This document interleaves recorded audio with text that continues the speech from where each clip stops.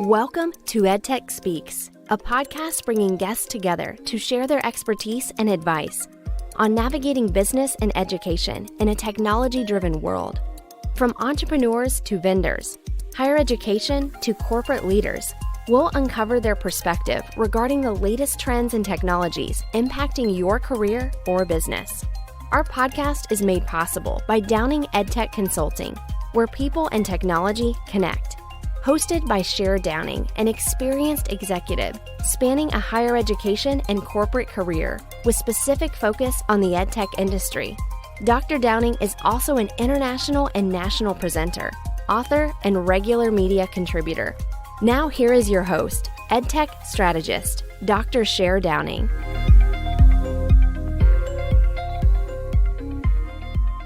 Welcome to EdTech Speaks, a podcast where we bring guests to share their expertise and advice on navigating business and education in a technology-driven world. Our goal is to provide you with options for products, services, and knowledge that can help benefit you or your business. I'm Cher Downing, your host, and I want to introduce today's guest, Buyan Thyagarajan. How are you today? I'm doing good. Thanks, Cher, for the invite. I appreciate you coming with us today. We are here to talk about a couple of interesting things that you work with. We're going to start out because it's very relevant to what's going on right now, is talking about higher ed, which is going to get into really the two areas that you're working with tremendously, both in your personal career and also in your partnership career. So I'm going to let you introduce yourself and tell us a little bit about what you do. Okay. Thank you, Cher, for this opportunity. So a little bit about me. So my name is Buyan Thyagarajan. So I'm a Salesforce MVP, marketing champion. I currently head the Salesforce practice for Eigenex. We're a consulting company based in Radnor, Pennsylvania. Primarily, we work a lot with higher education. And from a career standpoint, I started my profession as a programmer by trade. And then, I was doing some early mainframe programming, moved to web development technologies. And I've been with Salesforce from 2003 onwards, so it's been a 15-year ride. And higher education is a passion of mine. And to me, the impact what education causes to the world is an important thing for me from a value standpoint.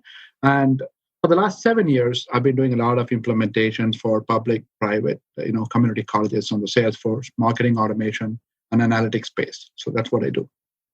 So that's an interesting space for a couple of reasons. One, because obviously competitiveness among the institutions has become more and more extreme over the years.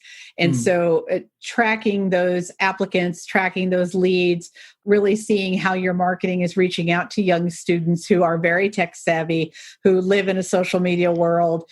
So you want to make sure that they're able to really be connected with an institution is important. Fast forward to winter of 2019, spring of 2020, we've doubled that need of impact because suddenly everyone is at home and sitting on a digital device, looking through and seeing things. And they're getting a lot of noise, so to speak, from everybody. So can you talk to us a little bit about kind of how you've pivoted a little bit maybe in the dynamics that have changed with COVID-19? Okay, great question, Cher. So for the last 3-4 months, from the technology side, on our side, again, we are a technology consulting company, and we are used to working remote, and we work in cloud-based technologies, right? So the initial transition was a little bit challenging, but we used to work, 2 days a week from home, and now everybody's remote. So it was a seamless transfer from a technology side. But interestingly, again, with our work with our current clients in the university space, we have seen a lot of shifts happening. A couple of things to point out there. Institutions initially, they had to get, the computers, everything infrastructure set up. So that was a little bit of a scramble for most of the higher ed guys. And I deal with a lot of folks on the admission side, marketing side, and IT side. So the first 2-3 weeks was a challenge to get their infrastructure set up. And once the infrastructure was set up and everything, and then, they had their own collaboration tools like Zoom and other technologies, which they were always used to, then they started functioning as normal as of now. So the first month was a little bit, then the 2-3 months, they have been able to get through it. Certain trends, what I'm seeing now is obviously we are in this first wave, second phase, whatever we want to call it as. institutions are thinking about opening their campuses at the moment. And there has been a lot of good debates. Obviously there's debates on the healthcare side as well as on the institution side, right? And most of the institutions when I talk to are looking at a hybrid model, which means definitely online. Most of their campuses mostly would be, but they're also looking at, can we do some hybrid, like maybe one day on site or maybe bi-weekly on site for one day to get the effectiveness of the learning, because that has been the challenge for remote learning. And with Salesforce, what I've been working with currently, Salesforce has this product called work.com, which is a new offering of Salesforce. I'm seeing some interest on institutions. And what it kind of offers is, solutions around contact tracing. How do you open your campuses effectively? And even to the extent of, managing shifts and locations. And it does a lot of other cool features. We can talk a little bit more detail, but that's what I'm seeing. Okay. And that is definitely something I think everyone is struggling with right now is what are they going to do and what's going to be the result? What's the impact? How are people going to have that same experience being in a very different modality? Talk a little bit about managing those contact points and kind of some of the things that they're having to consider. Great question. So from an admission standpoint, what I've seen most of the institutions right now, so previously they used to have on-site campus visits. And, students used to come. And in fact, I'm a parent myself. My son is in a senior year. Right now, we are going through this journey as well, where we had kind of scheduled campus visits, and now I can't. Now it's virtual tours. That's pretty much what I got. So every institution has some kind of a version of this virtual tour, but the challenge has been to track those, prospective students and what their interests are. Actually, it has become an opportunity now. With the previous way it used to work is on-site campus visits. Students come in, parents come in, they have this one-day long tours, everything's captured, but it was like a loose format of spreadsheets, and that data was not there anywhere, and it was a challenge, right? Yes. The virtual tour opened up a little bit more. Now it's more digitalized. So what I mean by that is if I'm like as a parent, I go there and sit with my kid on a virtual tour, there's some questions which are asked as part of it. Is like, what's a major interest? Why are you choosing my campus? What is one thing which appeals? So there's a lot of data which has been collected now as an opportunity, which did not exist before. I would say that as a blessing in disguise. And then the other aspect now with CRM systems out there is the admission team is looking at how do I mine the data and how do I, make sure that the student pipeline they can predict the pipeline much better. Because right now everything is very, very fluid. Yes. And we have seen some technologies play very heavily now. One of the technologies is the marketing automation side, because now communication is mostly through channels of your choice, right? Emails work great, but students don't look at emails, unfortunately. No, I've heard students say to me that it is the old people's communication system. My grandparents' email, they will say to me. So. Exactly. No, I can definitely talk to that. So what has happened is like mobile campaigns have become very effective now. Some of them go with SMS messages, it's a one-to-one personalized communication. And a lot of institutions are adapting to, okay, how do I fine-tune my communication instead of going through this mass emails I send 1 day, 5 day, 15 day to a very specific personalized, maybe a couple of messages to the students to say, hey, is there any questions?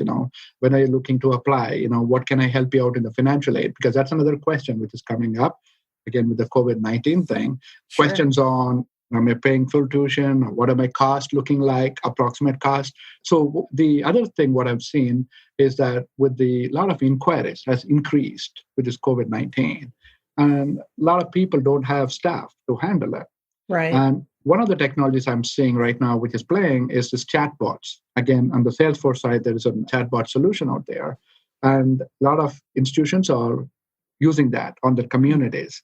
And they are using questions where the chatbot asks you a little bit of structured questions, gets answers.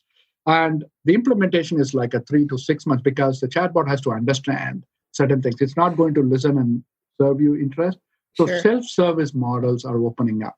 So that's another trend which is happening there. So, well, for me, it's fascinating because having been in admissions previously, a few stints throughout my career, I remember doing orientations and the same thing happened every time. You had one or two sets of parents who came armed with questions. And when you only had one or two staff dealing with 30 prospective students and 2 to 3 parents each with them, or visitors, you're leading around a group of 60 people and you have 2 people that are monopolizing your time. And it's not that they don't have good questions and it's not that they don't deserve to be answered, but you'd never get to the rest of the people. It's really, really hard. So being able to capture that data and re-share that back out is so important because somebody else likely has that same question. The chat box to me is really replacing what used to be, and I'm going to date myself here, but we used to do FAQ sheets. Right. You'd always track what's the same questions that come up every time, and we'd update that FAQ sheet and we'd mail it out to people.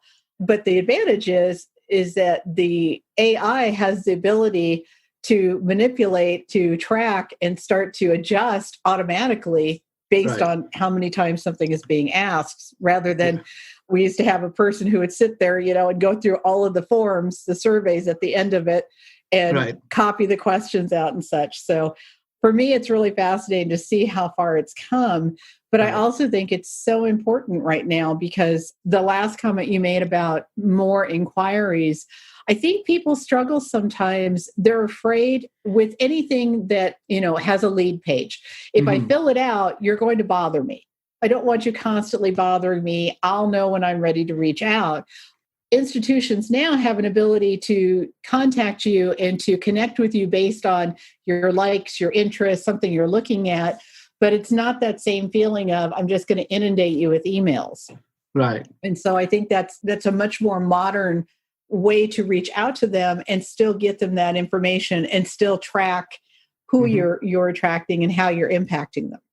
Yeah, it is interesting you're talking about that, Cher. So one of the things what I've seen some transformation on the university side. So previously, it's like I serve this one-page form. So you fill up your questions. That's pretty much it, right? Yep. Now, with this chatbot approach, which is a self-service model, the chatbot works as it asks you predefined 2-3 questions, right? Your name, what's your interest and major. It serves you some content based on what would be of interest. And now the chatbot also collects some open-ended answers to the student. Like, where are you in your admission process? Those kind of questions. Okay. And what we have been seeing now, again, in the world of Salesforce, there's a product called Einstein, language, which can now scan your keywords and kind of do a sentiment analysis. And we could sense, the parents, frustration with keywords. Absolutely. We could see that, which was not there before. And what I'm working with one of these universities right now to say, okay, their question was, how do I predict my pipeline of my students, right? Is there a positive feeling or a negative feeling, or is that a neutral feeling, right? Right. With certain predefined questions and mining those keywords, we are able to provide that data to the admission office to say, hey, here are some students who really had a positive experience, and some are not. And here could be the reasons behind it. And that gives them a way to kind of judge their pipeline and focus on the right people to follow up on. That is so impressive, especially right now, because I talked with people back in April and May, and I said, the idea at that time was this surely will be over. COVID-19 will be over by fall. And so I'm fine with my child going clear across the country or 2 or 3 states over, whatever the case may be, but they want to go far away for school, and I'm okay with that. And I said, the problem is that when we get to August and there's still something happening, it's much more impactful when it's the day before you're supposed to drive them or fly them or pack the car and take them somewhere. And I said, so schools are going to have to be ready, because there's going to be students at the last minute that are going to say, yeah, I'm not going clear over there, so I need to go someplace closer. But I guarantee you, parents are already thinking of that long before the student is. So being able to hone in on those concerns about money, about time, about safety, health concerns, what's available. We've always answered questions about safety. I can remember every year students' parents are always concerned about, my child walking across campus after dark. What happens if there's a door left unlocked to the residence hall, those kinds of things. And you always have to reassure them about all the things that are in place And that's a lot of information that you're always pushing out, that we are safe. Here's the things that we're doing for them. Right. So now you think about the fact that they can't even visit and get a visual understanding of where the student's going to be and what those potential questions are. They're still back at the point of, can we afford to do this? Do we want you far away? What if everything shuts down again? Can we get you home? All of these things. So I love the idea that not only are you mining to get the students that are the best candidates for an institution, but you're also serving a purpose of putting some people at ease to say, we understand your frustration and here's what we want to do for it. Right. You're spot on. Actually, you're speaking my language, because being a parent right now. So my son, who is a senior now, he was looking at colleges, Midwest and all that on the West Coast too, and interestingly, the trend has changed. Now it is about an institution local, So I live in Delaware, so we're looking at a couple of universities in Delaware, Pennsylvania, Maryland. So he had made that choice. So it's a natural parent, discussion. The other thought process, and this one institution which is trying this out, is a concern for a lot of parents is trust, right? Like how secure is your campus, even if I let my kid come in? And one of the things they're working up right now is, I'm kind of trying on a pilot project, is about campus locations. So each campus, right, we have COVID-19 data for all regions right now, publicly available. And the question is, can I use that data? Again, one of the data we are looking at is Johns Hopkins as a primary source, and say, okay, based on that, here's my location. My campus location is in this region. That would give you real time. Is it a red or a green or a yellow? So that opens up trust factor for the parent rather than, giving them, 50 websites. Yep. And institutions are looking at that. And that is where I think the Salesforce, the work.com solution is playing in that region. And the way it would be is like the campuses would be a command center. So if I'm an executive on the institution, so the use case I'm trying to work with this institution is the executives log in, they look at each of the campus locations and they say, how safe, right? Based on public data. Right. And secondly, even it goes into the second extent of employees. If they come on site and in case, God forbid, they have a COVID-19 scenario, they would report themselves. And that data, it's health data, is captured in Salesforce. Then it opens up a risk level in that campus location and says, there are some threats. And it's real time. It's all happening real time. And you could also do contact tracing, which is a graph. Like if the employee came on site, met a couple of people. So those are new things which are happening. And a lot of institutions are exploring that. And that's so important, because I think back to this past winter when there were 2 or 3 schools nationwide that identified they had perhaps an international student or a visiting professor that had tested positive. And this was way back at the very beginning. We weren't even sure what we were dealing with, but we knew they needed to be quarantined. We knew initially we had to do that. So what was interesting to me, because I was familiar with one of the campuses, I had worked there for many, many years. And so I knew where all the buildings were and everything. And I knew the branch campuses, outreaches, and all they said was publicly that someone had tested positive and that they had sequestered them for 2 weeks. And I'm thinking, what does that tell me? Does that mean I can't go to a student union? Because were they there? Were they in the parking garage? Are they living in a residence hall? Are they living off campus? All those questions that I thought, I can't imagine what a parent is thinking.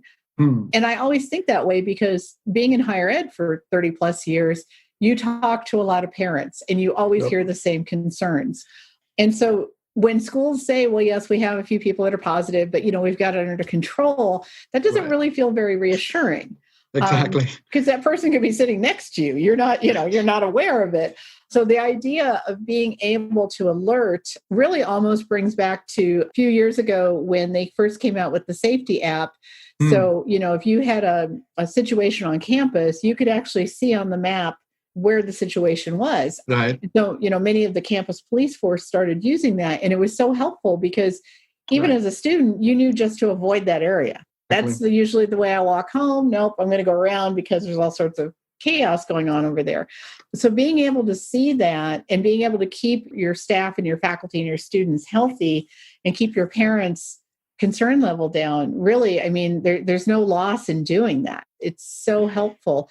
But I think forward ahead. So let's think about a year or two from now. And maybe if we play our cards right and we're all very lucky, COVID kindly goes away or diminishes or morphs into something less impactful than what it has been. But we're going to have all of this data. We're getting all this data of trends and such with our students, with our prospects, with our healthcare. Where do you see some of that being repurposed, and what do you see coming out of all of that when we suddenly have this richness of data? Right. It's a great question. And actually, I mean, as you can see, it's a blessing in disguise. In one way, COVID-19 came, which kind of opened up the whole digital transformation of industries, right? So now what is happening, especially higher ed, is going through a bigger transformation compared to other industries. So what has happened now, again, from the education side, a lot of courses which were previously designed to be on-site has now been experimented with online, right? So there's a lot of online courses going to come. So that's one part. But at the end of the day, not all courses are going to be effective from an online standpoint. So there's going to be a mixture of hybrid, where the student has to come on site and do 1 or 2 days, in person. So that's one part. The other part, which is very, very interesting, is there's going to be a lot of data captured. There's a lot of digital interactions which are going to happen, which never happened before. Previously, it was like one email, maybe I got a click through or I got to open. That's all I got from the student or the family. But now I have a digital footprint of the same student looking at an email or a mobile message coming onto my site. I looked at a camp. I came and answered a chatbot question. So now I have another digital interaction of that student. And then I went to my social media post and I had asked you another question on a Twitter. I responded to a hashtag. So that's another interaction. So the number of interactions are going to explode. What has happened and what I see as a trend, the data storage is not an issue because, with cloud technologies coming up, the data storage is getting cheaper and cheaper. The first biggest trend, the previous way higher ed used to think about is like, I would build, if you go and say, here's a problem, the question from the IT side is, maybe we should build this app ourselves.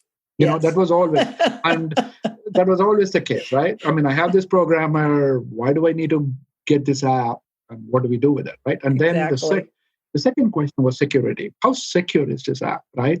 So that barrier is broken now. Because at this point, a lot of institutions have to deal with cloud-based apps. You got a Zoom call in for your conference, you got a CRM for your data, and then you have a marketing automation tool which is sending messages out. So those are cloud. They are not in your data center, right? Or in your thing. So what I'm saying is an adoption of cloud-based technologies. So IT has to now think about what are the minimal apps I can maintain versus the other apps, what they can do. And obviously, one of the bigger things which was interesting is student information systems, like Banner, PeopleSoft. Most of them already, these are legacy technologies. And I have CIOs who are coming now and say, what is my future SIS system look like? So they are all convinced now there's two systems. There's a system of record, which is their student information system, and then the system of engagement where my interactions happen. The interactions are all happening in the CRM, whether it's Salesforce or any cloud-based CRM, right? So they are convinced on that.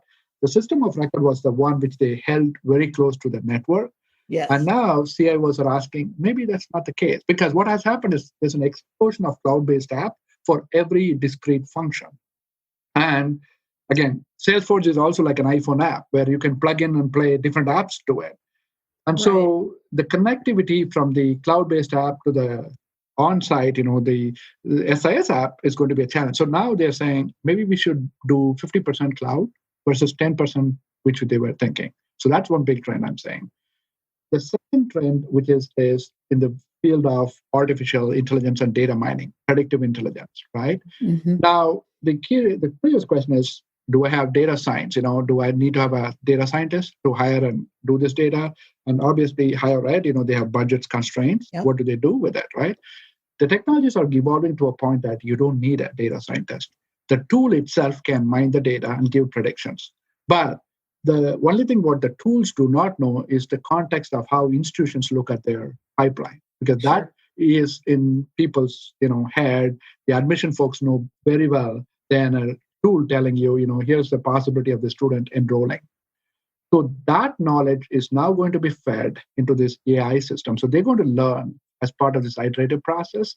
And because of that, the predictions will be much better compared to, I'm not going to tell you it's going to be 100%, to be candid with you, but it could be 60 to 80%. So any institution which owns the data and which knows to manage the data very well is going to be the biggest institution which is going to come out very well in this post-COVID world, because of all this digital interaction. So that's a bigger trend. And then the third trend, which I was always fascinated by, is the learning aspect. So already there are courses now. There's continuing education courses offered now. And one of the things I've been always asking now, the colleges are saying, like, the students are more focused on skill-based learning now compared to the old, like a 2-year degree program or 4-year degree program. I mean, I've been in IT, and obviously IT fields change every year. Every technology changes every year. So the question is, if I go and hire a student from on campus, whether he's completed a 4-year degree or 2-year degree, he's off by 4 years. I mean, he doesn't even know the latest trends. So certificate-based learning is coming up. A simple example I tell you right now is Salesforce. The ecosystem is so big. There's such a huge job skills on the admin and the developer side. Not many people out there. And a certification is like 3 months to 6 months. You get certified, and within 6 months, the student can be on a job right away. And so that's where I see a lot of shifts happening. Certificate-based courses, that's another interesting trend. The other trend I would talk to you about is blockchain. So what is happening previously was, like, if a student takes a certificate, they have to get a transcript, and then somebody has to verify it. And so there's a whole process behind it, right? The challenge has been, like, international students. The process takes more time because now I need to reach to the international students institution and ask somebody to verify this records, and we're not sure. The whole process takes 30 to 3 months to 6 months, really, in this case. Right. I am now working with a couple of institutions who are looking at a blockchain model where it says is that the student owns a block, and then each institution comes and approves it and says, yes, that certificate is valid. It's an instant point and click solution. That's exactly what is needed across the board. So 25 years ago, I remember sitting in rooms talking about articulation agreements and saying, wouldn't it be simpler if we all agreed that English 101 is English 101 across all the people that are around the table, and then we don't have to think about it anymore. If your student transfers to us, we go, oh, they took English 101 and they passed it, and we move on. Fast forward 25 years, we're still having those same conversations. And you're absolutely right. The current students, and I work a lot with freelancers, I work a lot with instructional designers, graphic designers. Their best sale is by having the knowledge of the latest technology that's out there. It's not about having a 4-year degree. It's helpful, obviously, because they learn some other core skills, but it's not, they learn from a writing class, they learn from a communications class. They don't do anything with a history class unless they're designing history courses, unless they specialize, and that just doesn't happen. So to me, it's interesting because we're really going back to where we used to be. If you remember back in the day, we used to say you either go to a 4-year institution or you go to a vocational school. Yep. And a vocational school was everything hands-on. Go back hundreds of years, and we said, you seem to have a real ability for something, so we're going to make you an apprentice because clearly you're going to be carrying this forward. And we chose you based on your skill set, based on your interests, based on your ability to do things. And then we got away from that and we said, well, everyone can have this, but everyone has to fit into the same silo. Right.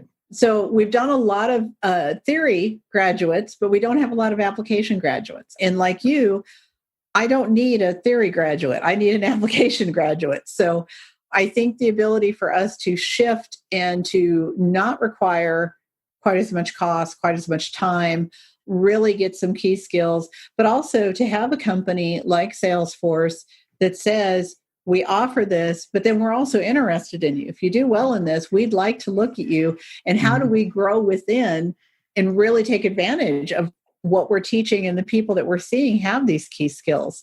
I'm so hopeful other companies will take that on a little more.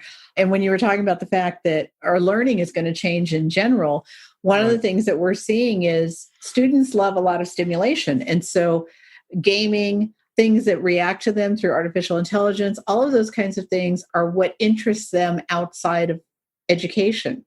We've not been able to create that marriage so that they're learning because it's intriguing to them.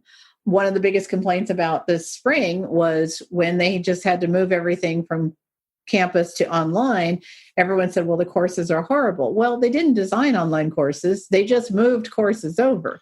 And so they weren't really calibrated and scientifically looked at to build really powerful, engaging learning.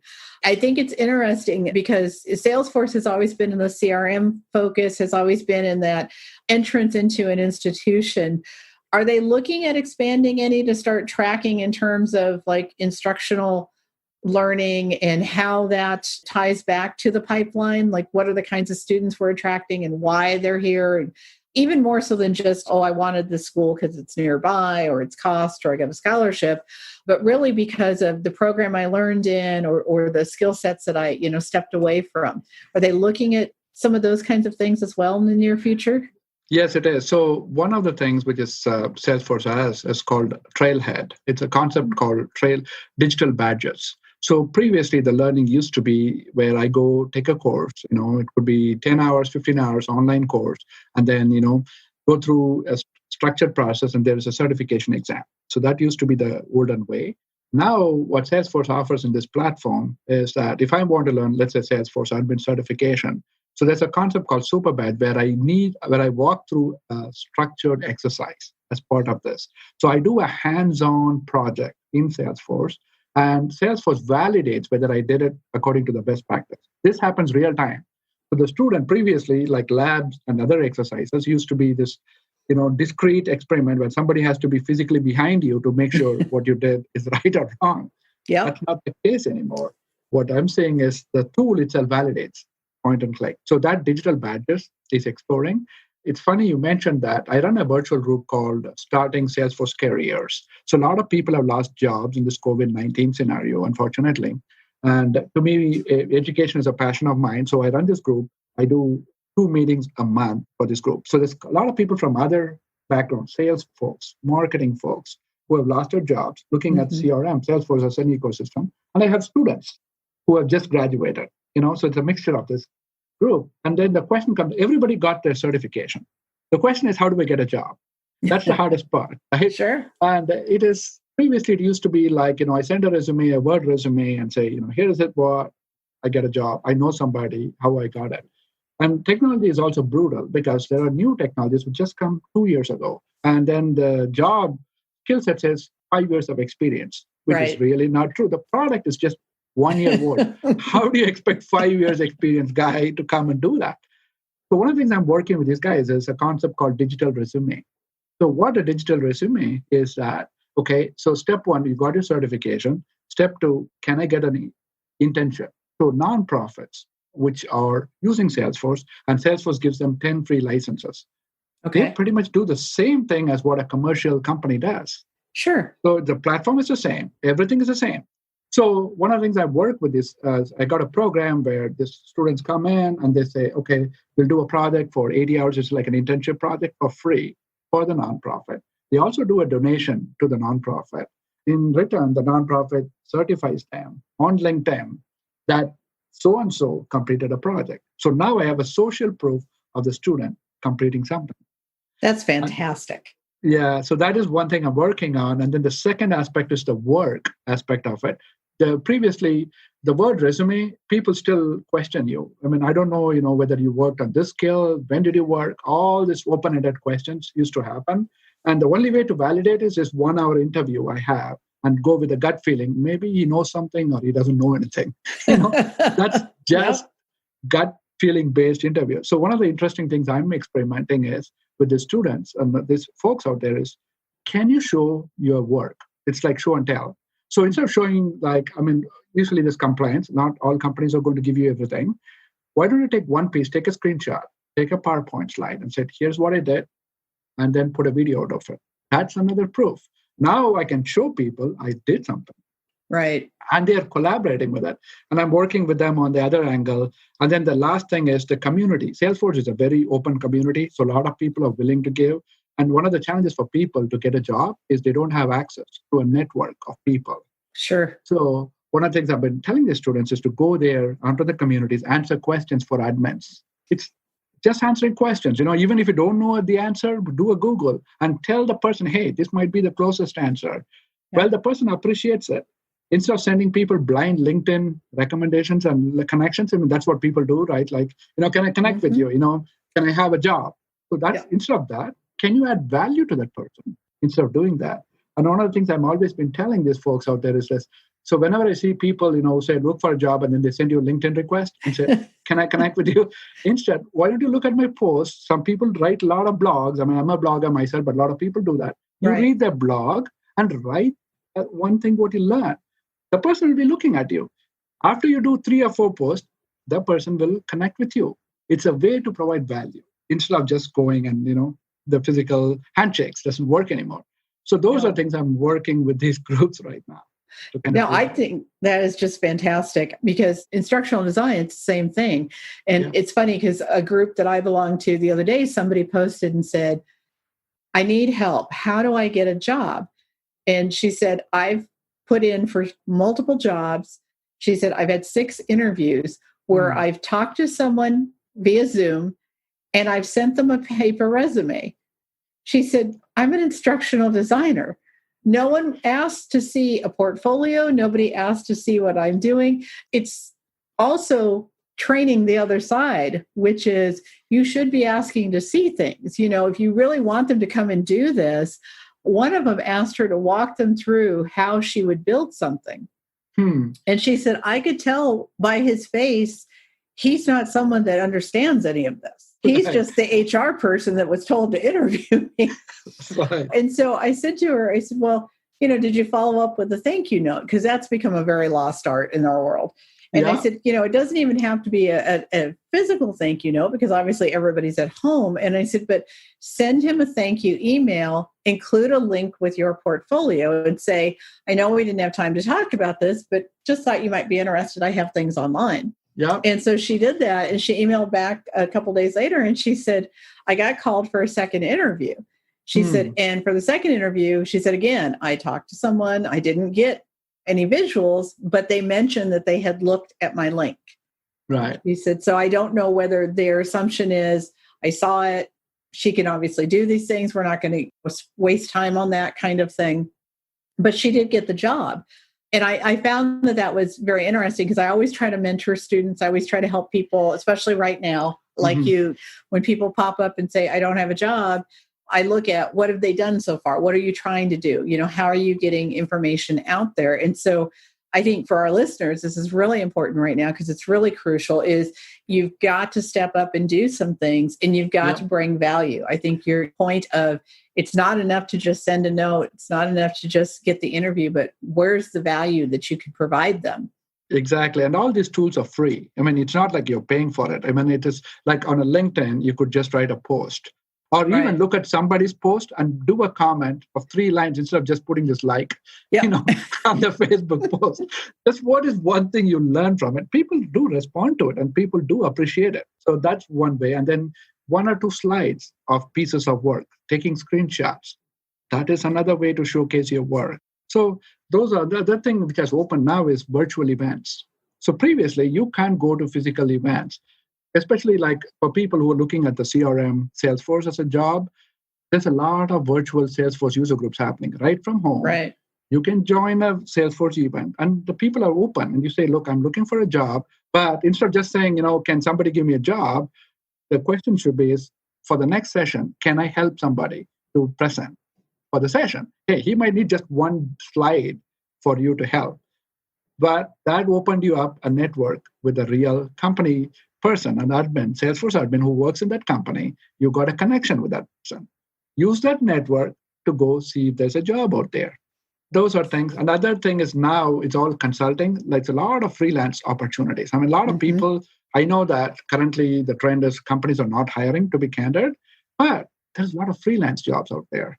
And a lot of people are scared to go and try it out. And, you have these people, with the $10 per hour offshore rates versus on-site rates. But to me, it is like, okay, don't be scared.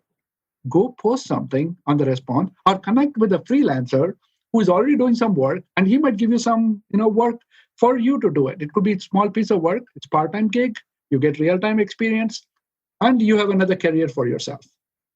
So those are opportunities. It's so true. And I think we're going to see an increase in freelance because for businesses to get back on their feet, they're going to have to cut costs. And rather than cutting employees entirely, if I can hire freelancers and not have to worry about paying for insurance and benefits and all of those kinds of things, I can still get the work done I needed, and I can get back on my feet faster and then go back to having full-time employees. And I think for some people, they may not even end up with full-time employees. One of the things that I've heard is when you hire full-time, even part-time, you typically hire local.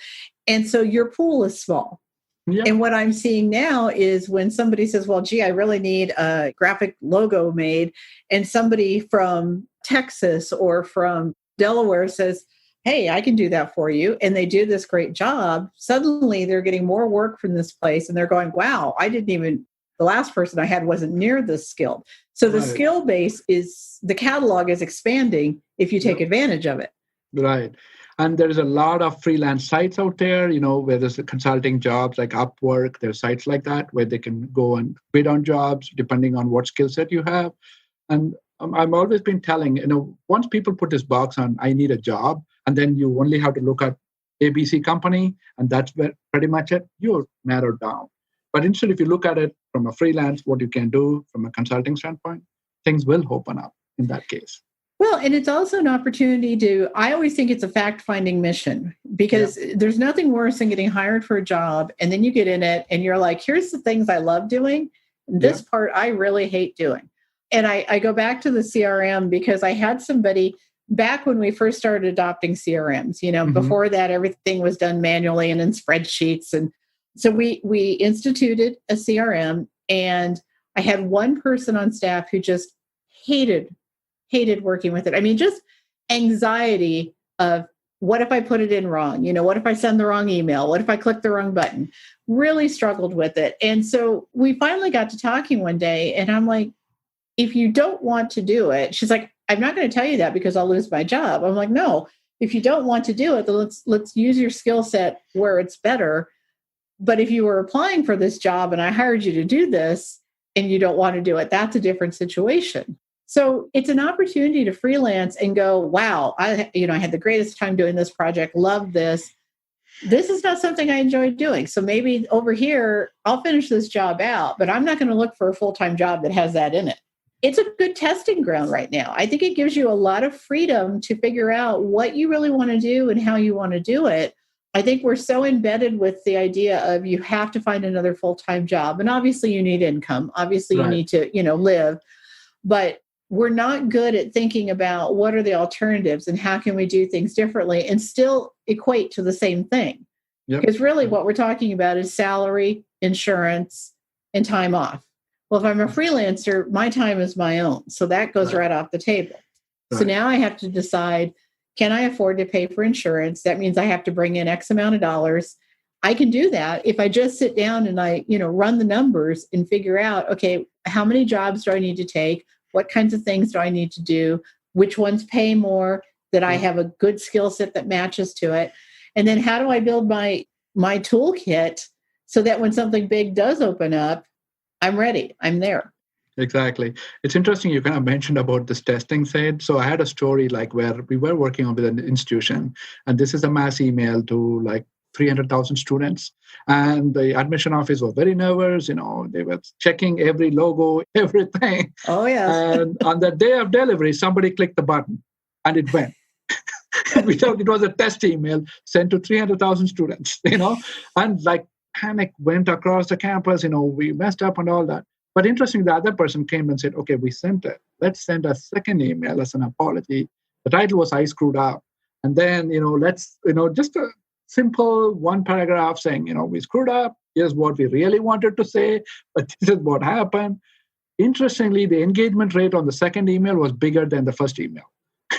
Yeah. And so what I'm saying is, like, a lot of people are used to the goof ups, like happening in emails, and that happens, right? Absolutely. And so that fear factor, people have to get through that, whether you like it or not. Go ahead. And there was another story I just want to tell you, is that there was a coach right now so he's a guy who's is working in one of the higher ed institutions in Atlanta. And this guy has been a professional athlete trainer. He works with the athletics department. Okay. And with COVID-19 now, there's no training, right? Yeah. And then he's now learning Salesforce, interestingly. And then he was asking me, okay, now I got the certification, what next? Then I told him, so what skills do you have? He said, well, I'm an athlete, I'm a trainer, I got higher ed, I've been working with higher ed for 20 years, and I know every athletic colleges. I know that. Now I'm telling him, okay, what if you do the work.com product? Every institution is going to open up some campus. You have to get those athletes and students come in. You go and consult with them on the technology solution and say, this is a product you should investigate. And every institution uses Salesforce already. Yeah. And nobody has picked up this product. So now he's learning work.com. You never know, right? He might end up on a job. Coming from the online background, for years, people have said you can't learn online as well as you can in the classroom. And I've always begged to differ on that. What I've said is it's not about comparing them apples to apples. It's about the learner. Mm-hmm. Not every individual can learn in that same way, just as not every individual can learn in a classroom of pure lecture or just pure reading. Every person is different. And that's who we have to keep in mind, not the delivery mode. That's secondary. It's about the learner. Yeah. But what's the irony is that we've had staunch opposition to using off-site learning, and you can't learn and you can't work. You can't work if you're not sitting in front of me, because as long as I walk by your office for 8 hours and I see you sitting there, even though I can't see your computer screen, I assume you're working. Now, you could be watching cat videos for all I know, but somehow there's a relief that because I see you sitting there 5 days a week, surely you're doing something. So all of these arguments that have prevailed for so long, and then suddenly there was no choice. Yeah. And everybody went home. And then suddenly there was, uptick in productivity levels, and people were doing more and doing higher quality of work, and students were taking extra classes and picking up more things. And it's not a solution for everyone, but I think we drew the line in the sand and we crossed it. And now we're like, okay, so now we can do this, but how do we do it better? And how do we use it to our advantage? It's going to be interesting to see how we move forward, how we work through this. But I think several of the things that you're working on are just really impactful in this area right now, and so timely for what is happening. Not that you weren't going to do it anyway, but you were just right place, right time for so many of these things. So I have one last question for you that has absolutely nothing to do with what you're working on, though it could tie into it. What's something that's surprising about you? Because obviously you're very passionate about education, you're very passionate about what you're working on, working with, but what's that one experience or special skill, something out there that our listeners would be surprised to know? That's a good question. I mean, I'm an introvert. So previously it used to be like I used to read a lot. So that is just natural. I mean, that is what I did. And I was very fearful to speak in the crowd before, but in the current world, being a consultant, that changed me. Now, what I'm learning is dancing with an old traditional Indian art, which I was so scared of doing those kind of things before. If you had asked me 10 years before, I would not even touch a drum and play with it. Now, again, this is COVID-19. I got a little bit more time, to be candid, and I'm learning the virtual art. It's an Indian music art. We just start from India virtually. This is something which you could never learn to these guys. So those guys who are like old Orthodox guys are coming on YouTube now and teaching us this drum skill. And I'm learning. And initially I thought I would struggle with it, but it was like a breeze. And he's able to teach me very well. And I'm picking it up. That's an interesting art. At some point I might do a performance or something, hopefully. That's exciting. I don't know whether Yeah, even though I don't know whether my wife would approve it or not, but I'm getting through it at some point. Well, you can always put a disclaimer at the beginning of the video. Exactly. But I think that proves so well to our world right now, which is all of a sudden we had the luxury of time and we had the luxury of stopping life. And as much as it's been difficult and it's hard for people and some people have, unfortunately had a greater impact than others, there is a part of it that has been really positive in the sense of we've refound ourselves. We have learned to enjoy things. We've learned to take a step back. And we've learned that technology can bridge all of these things that before we said, oh, well, you have to go somewhere and do this. I talked to somebody this morning who was doing Tai Chi via Zoom. She takes a class and I said, well, where's your instructor? And she said, in Hawaii. Wow. And she said, in Hawaii, because they cut off anyone, flying into the island, no travelers because of COVID. He would offer classes to all of these people who would come in for vacation, be out on the beach, beautiful setting, come do this. And he had a wonderful market there. Well, with no travelers, it dried up. So he got the idea to put it online and you can just pay for a package of lessons. And so she said, I found that I just really enjoyed him. And he still goes out on the beach. So he videotapes out there or beams live, depending on what he's doing. And he will, if he records it, he does one in the evening at sunset and he does one at sunrise. Okay. And then he does like a live one during the day. So you can kind of pick and choose what you want to do. He's made the best of the situation, is still managing to have an income, just in a very different way. And so I think what you're doing is fascinating because you're learning a skill that really should be face-to-face. It would be much easier to learn face-to-face. Exactly. But you're still able to do it. And you're able to really go back to doing something that you've thought of previously, but now have the time to do. Yep, that is what it is. Yep, so, that is exactly right. This has been a fascinating conversation. And you and I could talk for hours on technology and all of these things. It's always fun when you find fellow people that speak the same language, or as Jeff Shaw says, the same lingo. Tell our listeners where they can find more about you. Do you have a website? Yep. Thank you, Cher. First of all, thank you very much for this opportunity. So our company website is www.eigenx.com. So that's our company website. I'm a blogger myself. So I have a website of my own, which is sforcemaximizer.com. And obviously I can share the links on it. And in Twitter and LinkedIn, my name, Buyan. You can find it. It's a unique name. I don't think there's many Buyans out there. So you can definitely find that out. Wonderful. And for our listeners, we will provide all of those links for you on the podcast sites. We are on Apple, Spotify, Stitcher, so Acast, so you can grab all those off of any of those spaces. Also on our own website, www.downing.edtech.com. So we're very thankful for you coming on today, Buyan. We hope that the information that we've provided today to our listeners has been exciting. I think there's a lot of things that you've come away with today, learning more about reestablishing yourself, seeing what new opportunities are out there, and then also just understanding where technology is going, which is something we're always looking at here. So I want to thank everyone for joining us today. We hope you enjoyed this episode at EdTech Speaks, and we hope that you can make use of it. As always, we look forward to you joining us again. Until next time, keep learning.